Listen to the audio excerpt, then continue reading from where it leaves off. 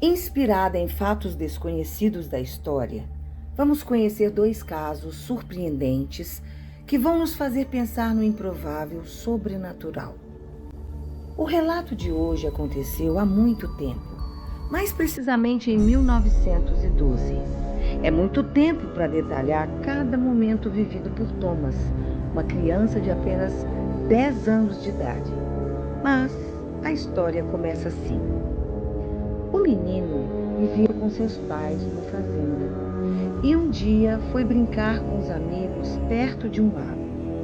É preciso contar que Thomas estava desobedecendo uma ordem de seu pai para não ir brincar perto do lago, pois quando a fazenda foi comprada, já havia acontecido coisas estranhas e misteriosas por ali. Animais que ficavam pastando perto do lago desapareciam e nunca mais voltavam. Como o menino era muito novo, não deu muita importância para o que passou o pai. Ele ficou mais aguçado e desafiado a ver o que tinha nessa história de desaparecimento de animais. Em um dia, quando Thomas e seus amigos estavam brincando perto do lago, algo chamou a atenção dos curiosos. Um redemoinho se jogou na água de uma hora para outra, deixando as crianças paralisadas. O mais corajoso foi Thomas, que se aproximou do lago devagar para ver o que estava acontecendo. Então, o volume da água subiu e envolveu o menino, levando-o rio abaixo. As crianças saíram daquele torpor e correram enlouquecidas para chamar ajuda, batendo na casa de Thomas. Ao saber do ocorrido, o pai saiu correndo para tentar salvar seu filho, mas já era tarde. Procurou incansavelmente, mas não achou nenhum fio de seu cabelo. As autoridades foram acionadas, mas não conseguiram trazer o menino de volta, dando o caso como encerrado e declarando Thomas como morto. A família ficou arrasada. E o pai de Thomas sentindo-se culpado, mesmo tendo proibido que ele chegasse até o lago. Ficou triste, sem vontade de viver, conforme o tempo ia passando. Durante todos esses anos, o pai passava no lago e chamava pelo nome do filho, pensando que um milagre pudesse trazê-lo de volta. Mas o que ele não sabia era que tudo acontece em consonância com a ordem do universo. Acreditem se quiser, depois de 58 anos após a tragédia, misteriosamente, um redemoinho se formou novamente e deixou Thomas na beira do lago. Momentos depois, quando seu pai chegou para gritar seu nome, como fazia todos os dias, se deparou com seu filho deitado na grama. O menino estava atordoado e quase não reconhecera seu pai, que agora já estava bem mais velho. O caso foi levado para a justiça, que investigou se realmente era o menino ou um impostor, e chegaram à conclusão de que era Thomas de verdade. Que incrível! Como tudo isso aconteceu? Será que ele foi levado para outra dimensão? Seria esse o caso de uma lenda urbana? Seria algo sobrenatural? Abdução alienígena? Mistério. O que relatam é que Thomas não tinha nenhuma lembrança do que havia acontecido ou não podia contar. Com a notoriedade do caso, a família resolveu mudar de cidade para preservar a sua integridade e também da família. Mas antes do caso de Thomas, acontecerá algo parecido, o que não nos leva a achar que seja mais uma lenda urbana.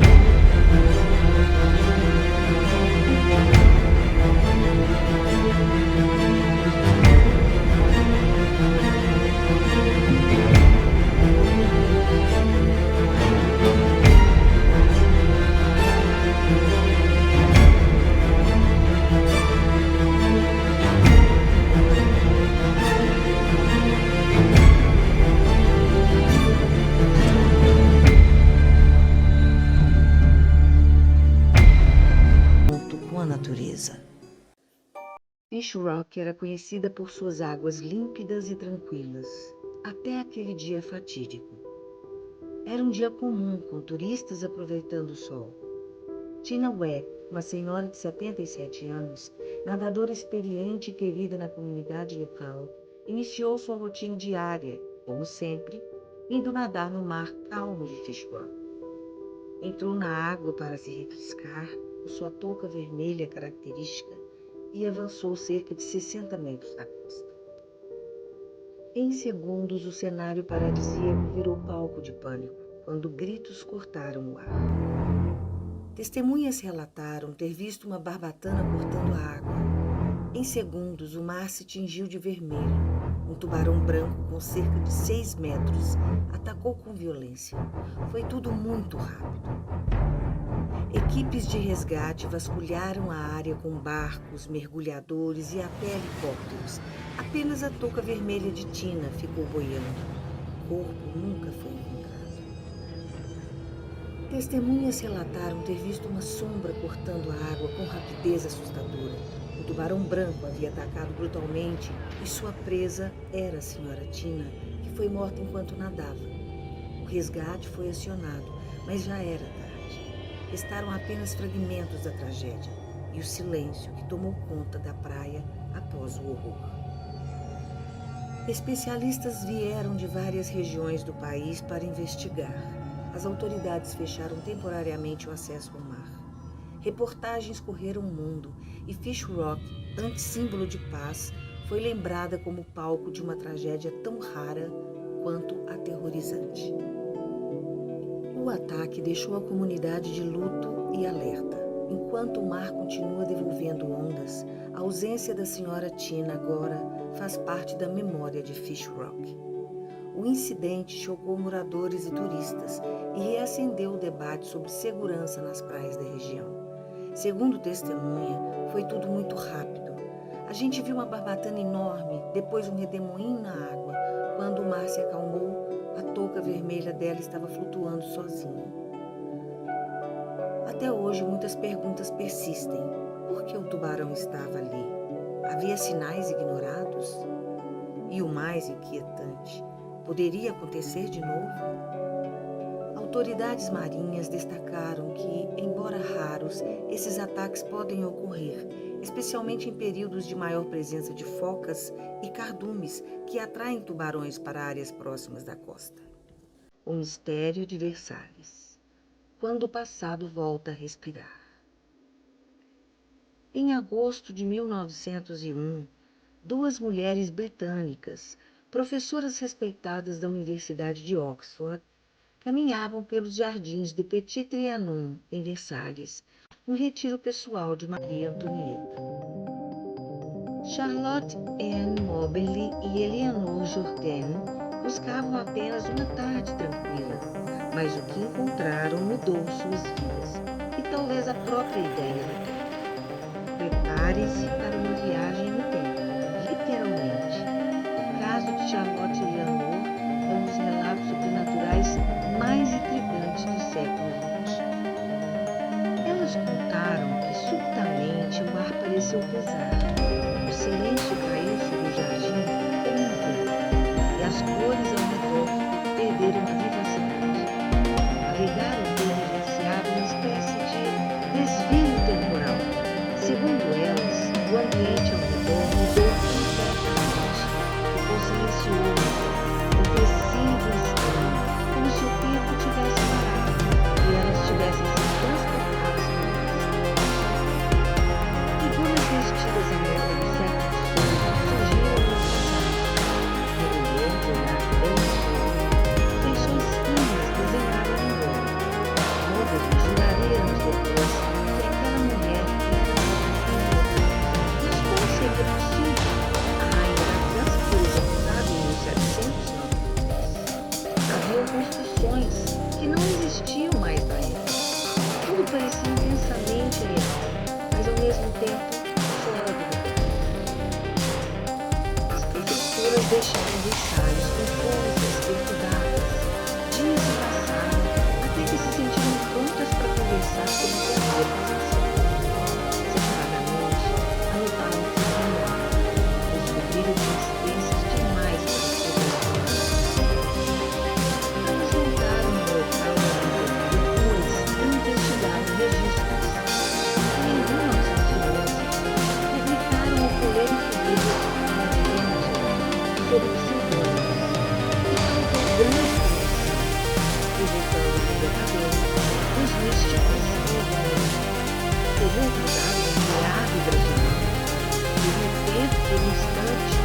dobrado sobre si mesmo, o caso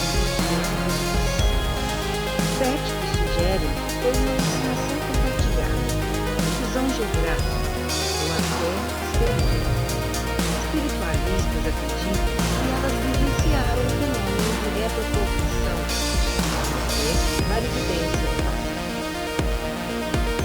Outros ainda defendem que foi uma viagem no tempo espontânea, talvez por uma falha momentânea, tecido da realidade, e outros ainda consideram uma fraude. Mas talvez essa seja justamente a essência dos maiores enigmas, quando o inexplicável sussurra por entre as sombras do tempo. Até hoje o mistério permanece, nem comprovado nem desmentido. Porém, esse caso influenciou a cultura popular. É uma história encanto. O caso de Charlotte N. Noble, igreja no Japão, é um dos relatos sobrenaturais mais intrigantes do século. Apesar das críticas, o fato de ambas serem mulheres respeitadas sem história cultural, deu tempo ao mar. Até hoje ninguém conseguiu explicar claramente o que aconteceu na vida. Mas esse caso inspirou filmes, filmes modernos sobre o universo paralelo. É um verdadeiro coquetel de mistério e história. E vocês que me ouvem, o que parece ter acontecido? Histeria ou algo sobrenatural que a história ainda não dava conta de responder naquela época?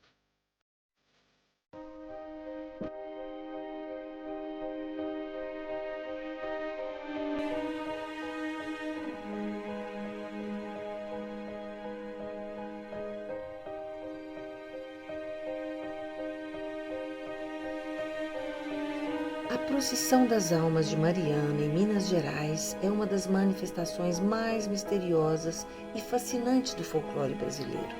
Segundo a lenda, essa procissão não é feita por pessoas vivas, mas por espíritos errantes que caminham pelas ruas da cidade durante a madrugada da Sexta-feira Santa.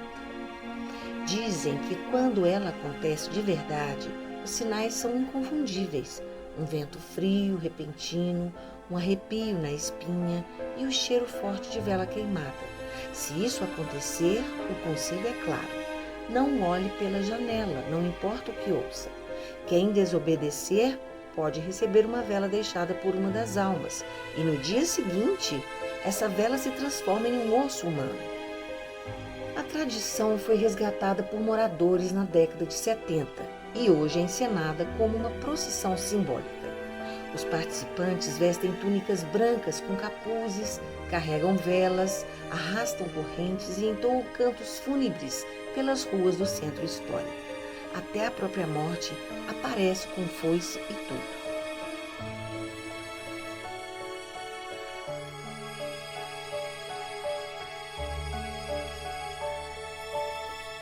As ruas empedradas e silenciosas de Mariana, mergulhadas numa névoa tênue, descortinam lá no fundo figuras envoltas em túnicas brancas que deslizam pelas sombras, cada uma segurando uma vela que mal ilumina seu próprio rosto encoberto.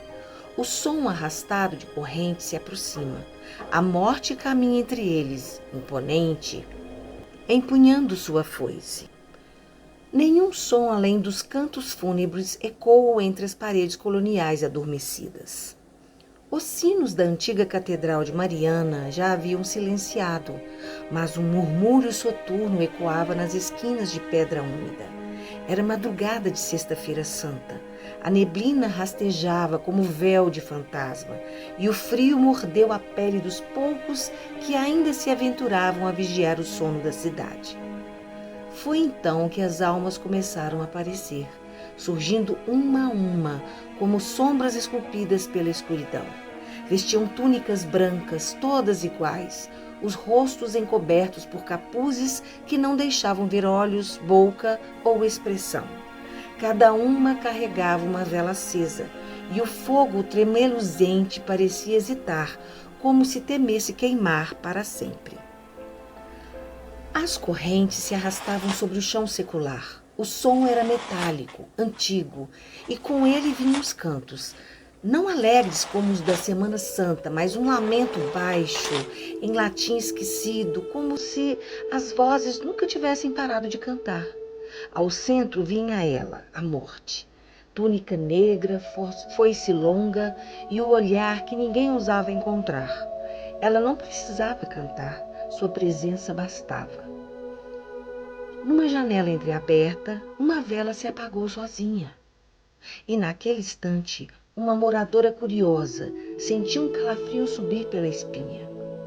A vela apagada sobre a mesa soltava aquele cheiro de cera queimada quando Dona Emerenciana, conhecida na vizinhança mais pela língua que pelo zelo, colocou sua cabeça para fora da janela, com a vela apagada na mão. Mesmo sabendo da recomendação antiga, mesmo com os cochichos ecoando pelas memórias, não olhe. Ela abriu só um pouquinho a janela para ver a procissão passar. Foi o suficiente. A rua estava vazia, mas a neblina se adensava. Então, uma sombra se destacou. Não flutuava, caminhava firme. A figura negra da morte surgiu diante da casa, com a foice apoiada no ombro e parou. Lenta e inexoravelmente, ergueu o rosto encapuzado. Guarde isso para mim, disse com voz que parecia o sussurro de 1000 túmulos abrindo ao mesmo tempo. E estendeu uma vela. Dona Emereciana, sem entender nada, estendeu suas mãos trêmulas e pegou a vela. Não teve coragem de perguntar nada. A morte virou-se com um leve aceno de cabeça e disse: mais tarde volto para buscar o resto. Na manhã seguinte, encontrou sobre a mesa o que ninguém nunca desejava encontrar: uma vela transformada em osso. A névoa ainda pairava baixa quando o dia começou a clarear lentamente por entre as torres das igrejas barrocas de Mariana. Mas não era um amanhecer comum. Era como se o tempo houvesse desacelerado, como se a própria cidade hesitasse em despertar do pesadelo que lhe passara pelas vielas. A mulher que encontrara o osso no lugar da vela não foi mais vista. Quando os vizinhos estranharam o silêncio e bateram à porta, foi como se uma cortina invisível tivesse se erguido. A casa estava no silêncio. Tudo estava em ordem, exceto pela vela agora fria, pousada sobre a toalha de renda com manchas de cera derretida e um leve cheiro de terra úmida, como se alguém tivesse acabado de ser enterrado ali mesmo, na sala. A vizinhança cochichava nas janelas. Ela olhou, eu disse que não podia olhar. Ela foi marcada pela morte, igual fizeram com a comadre Antônia na última procissão. Na noite seguinte, nenhuma alma viva ousou deixar a vela acesa. Mariana dormiu às escuras, em silêncio e temor. Mas há quem diga que às vezes, durante a quaresma, é possível ver uma vela solitária caminhando pela calçada da praça, sem ninguém por perto. E quem tiver coragem de seguir, talvez descubra que a procissão ainda está lá, esperando mais um curioso, mais um descrente, mais uma vela para apagar. Desde aquela noite, ninguém mais viu a fofoqueira pela janela, mas às vezes dá para sentir o cheiro de cera queimada saindo por debaixo da porta da casa número 33.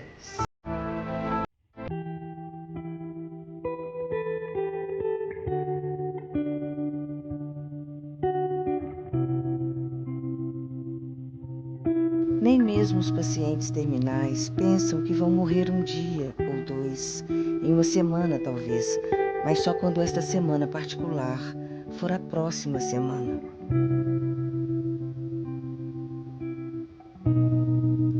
Nós nunca estamos prontos, nunca é o momento certo. Pelo tempo, talvez, você não terá feito todas as coisas que queria. O fim sempre vem como uma surpresa, e é um momento de lágrimas para as viúvas e um furo para as crianças que realmente não entendem o que é um funeral. Graças a Deus.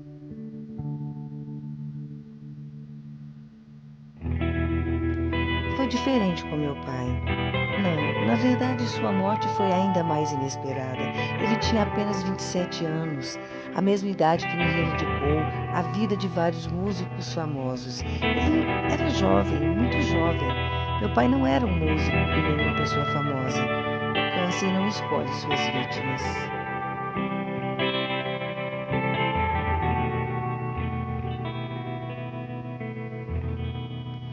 Ele tinha ido embora quando eu era jovem e eu aprendi o que um funeral era por causa dele. Eu tinha 8 anos e meio, idade suficiente para sentir falta dele por toda a vida. Se ele tivesse morrido antes, eu não teria lembranças, eu não sentiria nenhuma dor, mas eu não teria um pai na minha vida.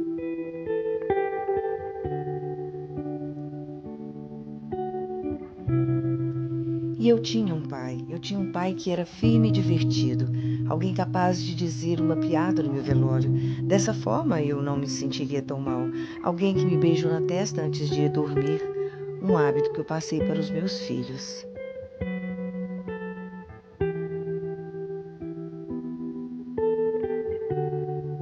Alguém que me forçou a apoiar a mesma equipe de futebol e que explicava melhor as coisas do que a minha mãe.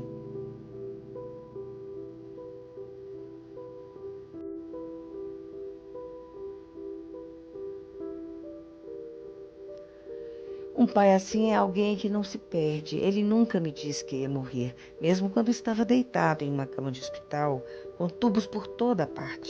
Ele não disse uma palavra.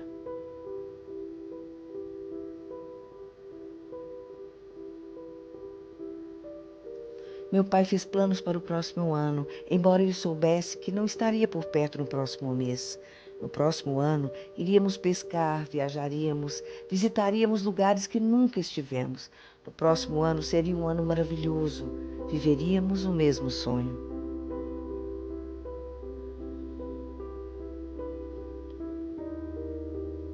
Eu acredito. Na verdade, eu tenho certeza. Ele pensou que isso deveria trazer sorte.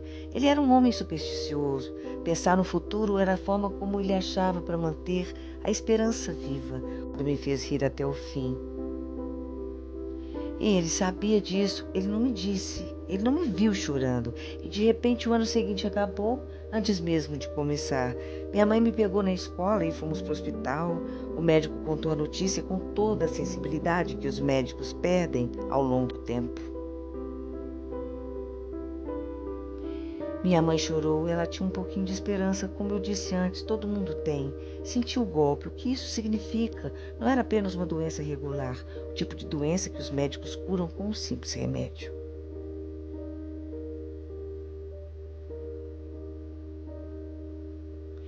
Eu odiei você, pai. Eu me senti traído. Eu gritei com raiva no hospital, até que eu percebi que meu pai não estava perto de mim. Então eu chorei. Meu pai foi mais uma vez um pai para mim.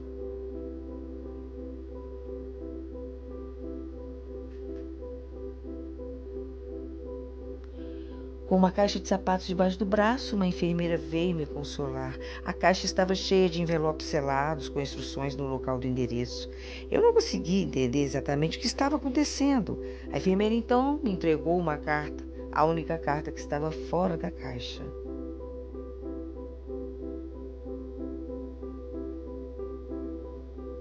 Seu pai me pediu para lhe dar esta carta. Ele passou a semana inteira escrevendo isso e ele quer que você leia. Quando eu não estiver mais aqui. Eu abri. Filho, se você está lendo isso, eu estou morto. Eu sinto muito. Eu sabia que ia morrer. Eu não queria te dizer o que ia acontecer. Eu não queria te ver chorando. Bem, parece que eu fiz isso. Acho que um homem que está prestes a morrer tem o direito de agir um pouco egoísta. Bem, como você pode ver, eu ainda tenho muito para lhe ensinar. Afinal, você não sabe nada sobre qualquer coisa.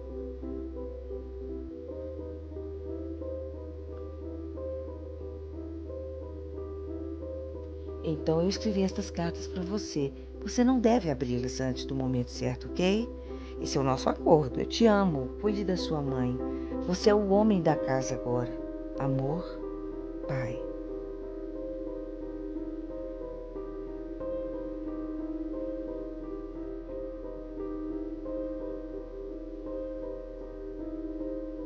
Ele me fez parar de chorar com sua letra ruim. A impressão não era fácil naquela época. Sua escrita feia, que eu mal compreendia, me fez sentir calmo.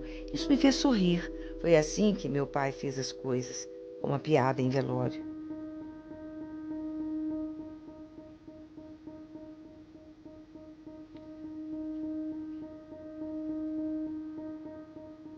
Essa caixa se tornou a coisa mais importante do mundo para mim. Eu disse à minha mãe para não abri-la. Essas cartas eram minhas e ninguém mais podia lê-las. Eu conhecia todos os momentos de vida escritos nos envelopes de cor, mas isso levou um tempo para esses momentos acontecerem e eu esqueci.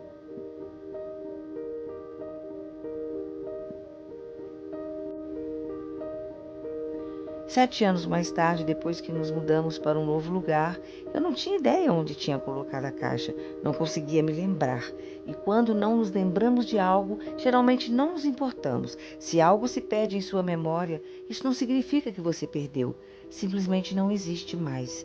E assim aconteceu.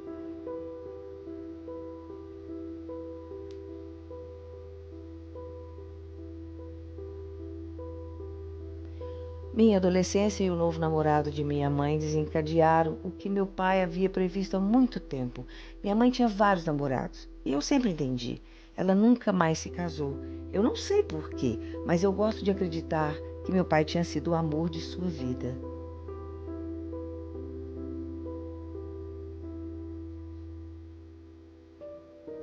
Este namorado, no entanto, era inútil. Pensei que ela estava se humilhando namorando ele. Ele não tinha respeito por ela. Ela merecia algo muito melhor do que um cara que ela conheceu em um bar. Ainda me lembro da bofetada que ela me deu depois de pronunciar a palavra bar. Admito que mereci.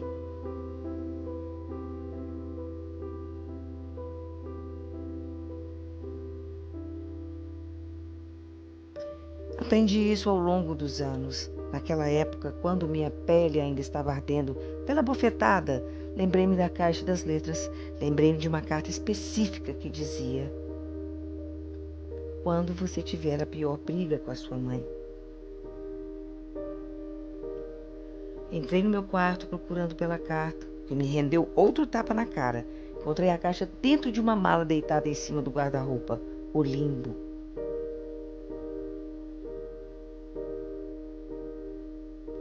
Eu olhei através das letras e percebi que eu tinha esquecido de abrir algumas cartas. Eu me odiava por fazer isso. Então eu decidi que seria a próxima carta que eu abriria.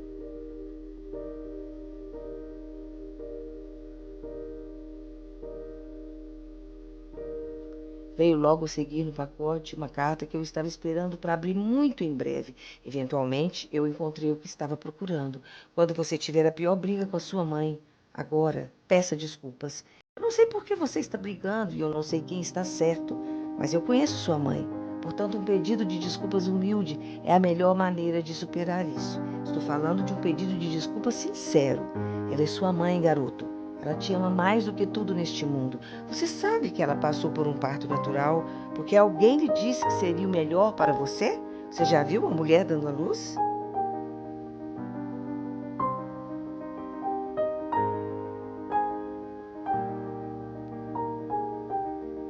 Você precisa de uma maior prova de amor do que isso, perdoar.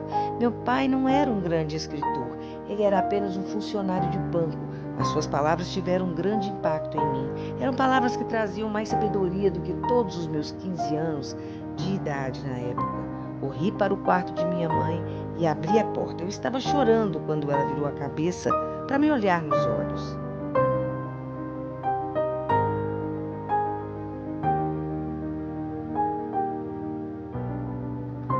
Ela também estava chorando. Não me lembro o que ela gritou comigo. Provavelmente algo como: o que você quer? O que eu lembro é que eu andei em direção a ela segurando a carta que meu pai escreveu. Eu a segurei em meus braços enquanto minhas mãos amassavam um velho papel. Ela me abraçou e nós dois ficamos em silêncio. A carta de meu pai a fez rir poucos minutos depois. Fizemos as pazes e conversamos um pouco sobre isso.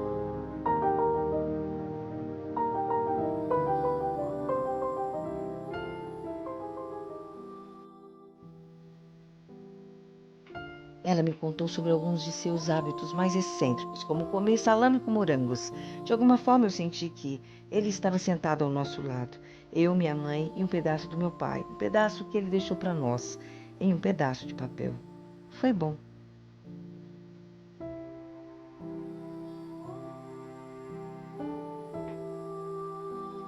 Não demorou muito para eu ler a carta. Quando você perder a sua virgindade.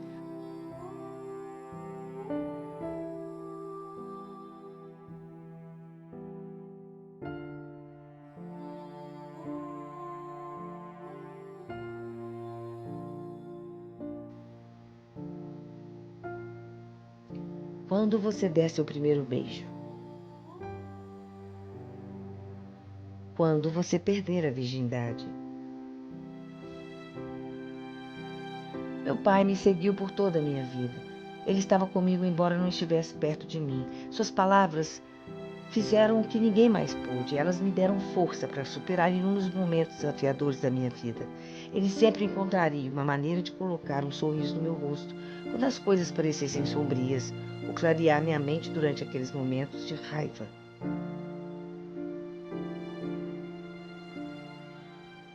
Me fez sentir muito emocional, mas não tanto como quando você se casar, quando você se tornar um pai. Agora você vai entender o que é o amor verdadeiro, filho. Você vai perceber o quanto você ama sua esposa, mas o amor verdadeiro é algo que você vai sentir por esta pequena coisa ali.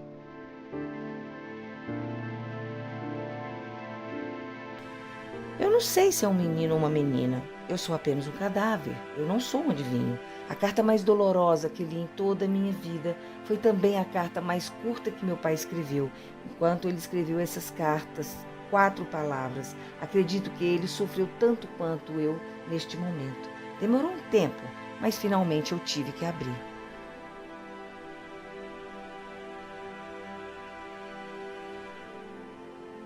Quando sua mãe se for. Um palhaço triste que esconde sua tristeza com um sorriso em sua composição. Foi a única carta que não me fez sorrir, mas eu podia ver a razão. Eu sempre mantive o trato que tinha feito com meu pai. Eu nunca li cartas. Eu sempre esperaria pelo momento próximo. Próxima lição que meu pai me ensinaria. Algo incrível, pois como pode um garoto de 27 anos ensinar algo a um velho de 85 anos como eu?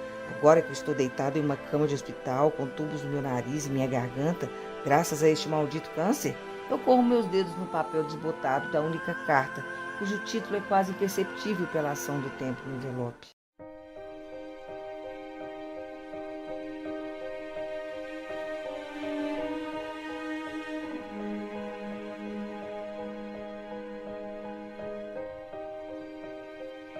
Quando sua hora chegar. Eu não quero abri-la. Eu estou assustado. Eu não quero acreditar que meu fim está próximo.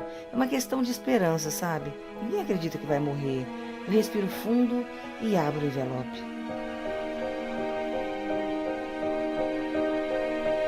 Olá, filho. Espero que você seja um velho agora. Sabe, esta carta foi a mais fácil de escrever e a primeira que escrevi. Foi a carta que me libertou da dor de perder você. Acho que sua mente se torna mais clara quando você está tão perto do fim. É mais fácil falar sobre isso.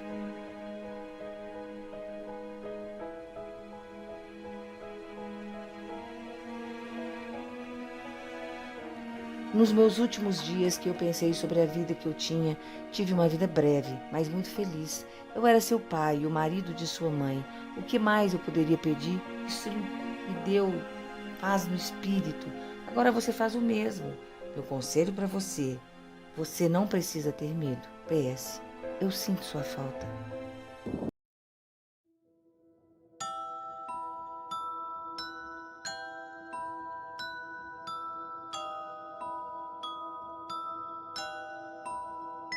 O portal para Sete Além. Sete Além é um fenômeno fascinante da cultura popular brasileira, envolto em mistério e teorias sobrenaturais. Ele surgiu como uma espécie de lenda urbana nos anos 90, a partir de relatos como o famoso incidente do ônibus, contado por Luciano Milici, o criador da comunidade Sete Além no Orkut, e desde então se espalhou para fóruns, vídeos, podcasts e até livros. Pessoas contam que Sete Além é uma dimensão paralela sombria, parecida com o nosso mundo, porém decadente, habitada por figuras estranhas. Muitos relatos falam que chegaram lá por acidente, como se tivessem atravessado um véu invisível durante uma caminhada comum ou uma viagem de ônibus e até um sonho profundo. Mas e se Sete Além for mais do que apenas uma lenda urbana?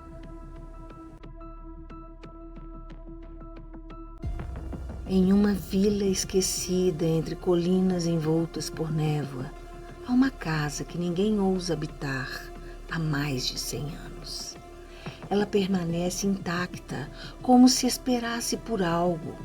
Dizem que a cada década alguém é atraído até ela e que essa pessoa, quando entra, começa a lembrar de coisas que nunca viveu.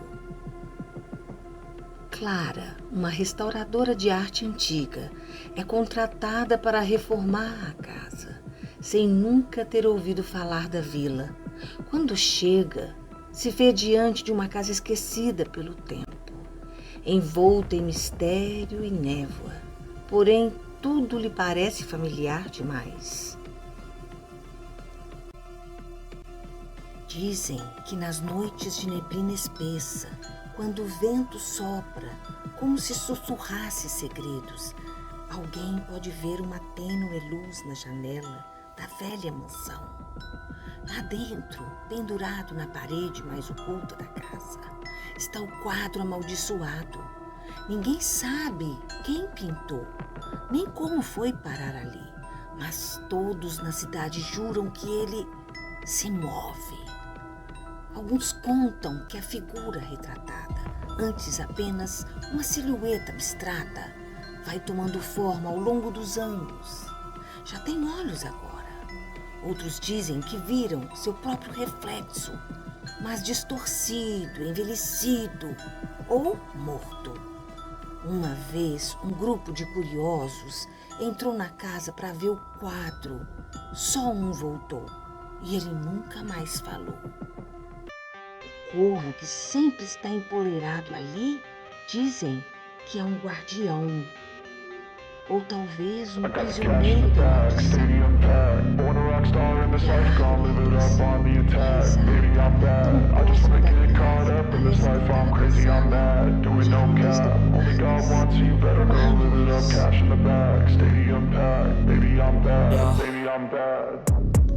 Clara fica parada, sem palavras, diante da casa antiga. Percebe a porta entreaberta.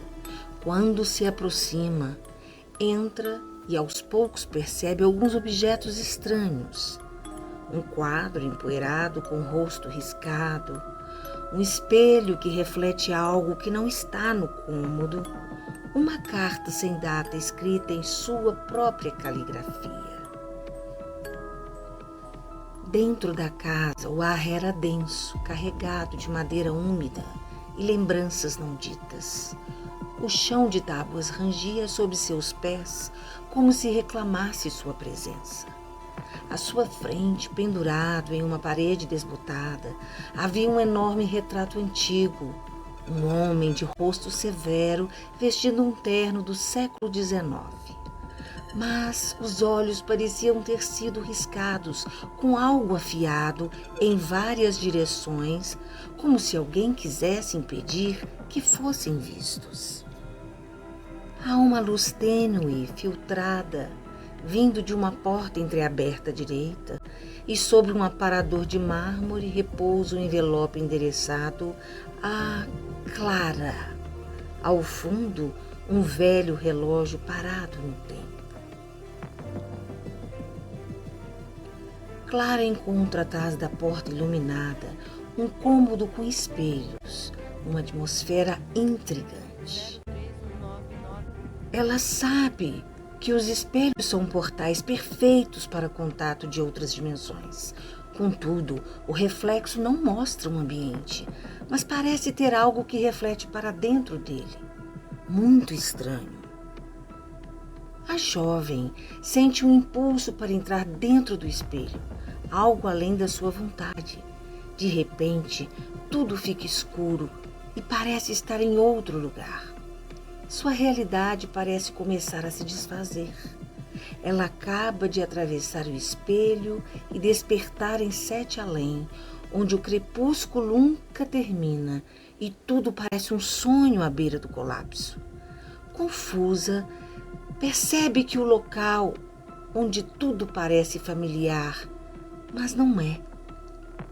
Vislumbra uma nova dimensão, o céu preso no crepúsculo. alguns rostos inquietantes e as ruas distorcidas. Percebe que é um tipo de lugar onde as ruas são familiares, mas erradas. As pessoas que encontra têm olhos escuros e fundos, e o tempo parece não seguir as mesmas regras. Leu uma placa que estava mais adiante. Deveria ser uma de boas-vindas, mas não é. Está escrito: você não é bem-vinda aqui em Sete Além. Se pergunta o que seria Sete Além. Clara tenta encontrar alguém que a explique por que foi trazida ali. Que lugar é esse, indaga? Seria uma espécie de purgatório espiritual?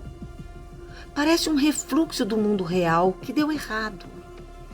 Sete Além parece um lugar onde o crepúsculo nunca termina e tudo parece um sonho à beira do colapso, respondendo suas próprias indagações. Caminhando mais um pouco, vira em uma rua que lembrava a vila onde crescera, mas tudo era mais silencioso, mais pálido, como se cada prédio tivesse sido esculpido a partir de uma lembrança desbotada. O céu era permanentemente azul-violeta, preso entre noite e dia. Ela para e sente que tem algo lhe observando. Porém, no fim da rua, percebe uma mulher alta, de véu negro e mãos pálidas. Parou e observou. Clara sentiu um arrepio profundo. A mulher não apenas olhava, ela reconhecia, como quem encontra um nome que esperava há muito tempo. Você finalmente atravessou, disse a mulher, sem mover os lábios. Mas não pode ficar. A jovem tentou falar, mas sua voz não encontrou o som. A mulher ergueu a mão, apontando para o céu, onde uma fenda luminosa começava a se fechar, lenta, mas implacavelmente. O véu se fecha ao entardecer. Se você não voltar antes que ele se lacre, você será esquecida no outro lado de onde veio. Em sua mão, a mulher lhe ofereceu um espelho pequeno, redondo, antigo, mas a superfície não refletia Clara. Em vez disso, mostrava sua própria casa, com a luz acesa na sala e a porta ainda entreaberta. Essa é sua âncora. Encontre o reflexo, ou será absorvida por aquilo que aqui quer permanecer. E então a mulher desapareceu. Não andou nem evaporou, apenas deixou de existir. Clara se viu sozinha, mas não por muito tempo. Um som metálico ecoou atrás dela. Passos muito lentos, sincronizados. A jovem Clara sente a urgência de fazer algo. Olha para o espelho que lhe oferece uma janela para o mundo real. Não sabe o que fazer, mas sabe que neste mundo onde está, cada segundo que passa carrega um peso. O espelho brilha com a imagem do mundo real, convidando a jovem a retornar. Mas quem ou o que está se aproximando com passos metálicos neste crepúsculo? Clara fez um giro, devagar, para ver.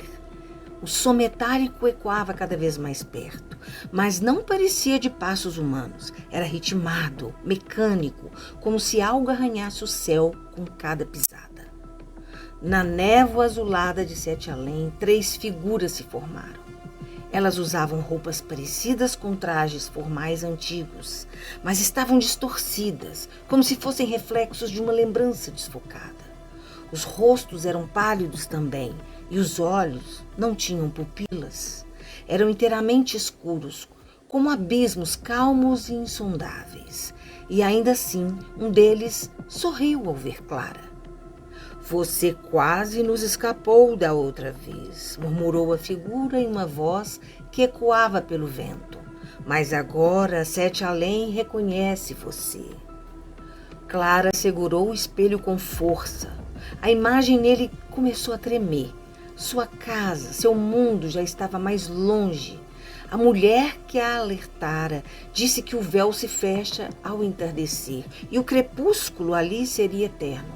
Ela teria que encontrar o reflexo certo, o portal correto entre ilusões e ameaças. E rápido. Mas os 3 observadores não se aproximaram. Ao invés disso, recuaram para a neblina como se abrissem caminho. Na direção de um beco estreito, surgira um espelho emoldurado por grades retorcidas. E dentro dele, Clara viu uma cena que não lembrava ter vivido. Mas nela, ela sorria e alguém chamava seu nome. Sete Além não oferece saídas fáceis. Às vezes oferece o que você mais deseja, só para ver se você ousa acreditar. Clara observa os observadores de olhos vazios que se vão ao longe e o espelho tentador à frente. Ouve algo chamando seu nome. O que faço? Pensou. Eu entro no espelho? Ou sigo o som do meu próprio nome sendo sussurrado de um lugar ainda mais incerto? Com os dedos trêmulos, Clara estendeu a mão em direção ao espelho, cercado por grades retorcidas. A superfície não estava fria como vidro. Estava morna, quase pulsante, como se estivesse viva. Quando seus dedos tocaram o centro, a imagem se contraiu como uma película d'água e a tragou. Ao atravessar, Clara não chegou à sua casa como esperava. Ela estava em um corredor estreito e curvo de paredes espelhadas que refletiam infinitas versões dela mesma, em idades diferentes, com roupas que nunca usou, com expressões que nunca se lembrava de ter feito. Algumas Claras sorriam, outras observavam friamente. No fim do corredor, uma porta com a inscrição Último Reflexo. Ao tocar a maçaneta, o relógio dentro do espelho retiniu uma última vez e Clara sentiu a vibração do véu se fechando atrás de si. Lá dentro o espaço estava vazio, somente um espelho grande e uma cadeira à frente. Sentada nela estava uma outra Clara. Ela era idêntica, mas com os olhos completamente negros que mais parecia uma sombra. Sorriu como quem reencontra um papel esquecido. Você demorou, e agora só uma de nós pode voltar. Atrás da Clara sentada, o espelho começou a trincar. O tempo se esgotava. A saída estava ali, mas qual das duas atravessará? Inicia-se o confronto silencioso entre duas Claras, diante do espelho, enquanto Sete Além começa a se despedaçar ao fundo. Essa é a encruzilhada onde a realidade, reflexo e destino colidem. Clara ficou diante de si mesma. A Clara de olhos negros que habitava Sete Além não a ameaçava, apenas a observava, como um espelho de tudo que ela negava em si: medo, raiva, culpa, desejo de desaparecer, mas também força não usada, coragem esquecida. O espelho tremia às costas da Clara real, fragmentando. A passagem se desfazia. Pode ir, disse a sombra com voz baixa. Você é a original. Eu sou só o que você enterrou. Mas Clara hesitou. Em vez de fugir, ela estendeu a mão. Não para atacar, não para lutar, mas para acolher. E se você também puder sair? E se você puder crescer e escolher algo além da dor? Disse Clara. A Clara real. A sombra recuou, confusa. Talvez nunca ninguém tivesse oferecido isso antes. Então, pela primeira vez, lágrimas escorreram de seus olhos vazios e eles ganharam uma centelha de cor. O espelho brilhou com força, como se reconhecesse um novo caminho. Não o da fuga, mas o da integração. Clara e sua sombra caminharam juntas rumo ao reflexo e atravessaram juntas para o mundo real. Na casa antiga, agora restaurada, Clara pinta em silêncio. Às vezes sorri com um gesto mais ousado. Outras vezes fecha os olhos e escuta sons que ninguém mais ouve. Mas uma coisa é certa, ela não é mais a mesma e nem está só.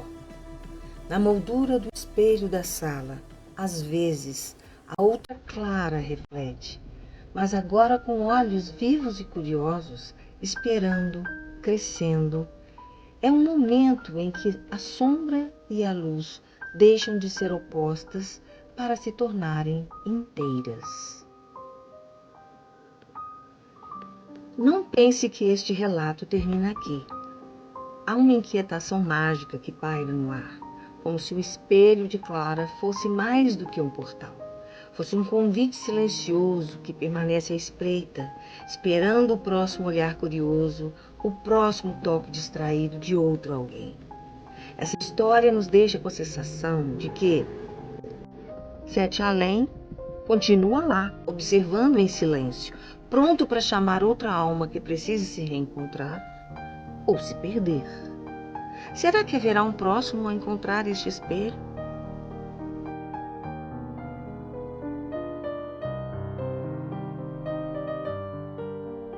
Você já ouviu dizer sobre o poder das mandalas? Mandala significa jornada e o progresso individual de cada indivíduo. Os desenhos circulares em uma mandala simbolizam a ideia de que tudo na vida está de alguma forma conectado. Todos os acontecimentos são cíclicos e a própria vida em si não tem um fim. As cores que vemos nas mandalas nos trazem cada qual sua própria vibração e frequência eletromagnética.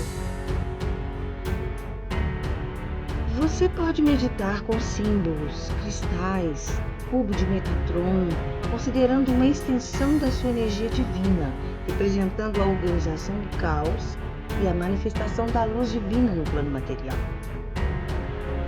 A visualização da mandala cor laranja está associada à vibração da criatividade, alegria, confiança, prosperidade, além de aumentar a energia pulmonar, respiratória e digestiva. Visualizar a mandala de tons azuis é a cor da calma e tranquilidade. Os cristais azuis acalmam a mente, reduzindo o estresse, promovendo assim um estado de paz interior. O lilás é uma cor metafísica que nos liga à espiritualidade e à intuição. É a cor da alquimia e da magia, vista como uma cor da energia cósmica e da inspiração espiritual. Portanto, visualizar a mandala lilás, segundo místicos, é excelente para a purificação e cura dos níveis físico, emocional e mental. Meditar com a mandala em tons verde nos conecta à cura, ao equilíbrio e à harmonia. Visualizar o verde contribui para aliviar a tensão e ajuda a estimular a glândula pituitária, que controla todas as outras glândulas do corpo. Os tons vermelhos da mandala trazem uma sensação estimulante para o sistema nervoso central, reduzindo o cansaço, o desânimo, aumentando a motivação e disposição para o ato sexual.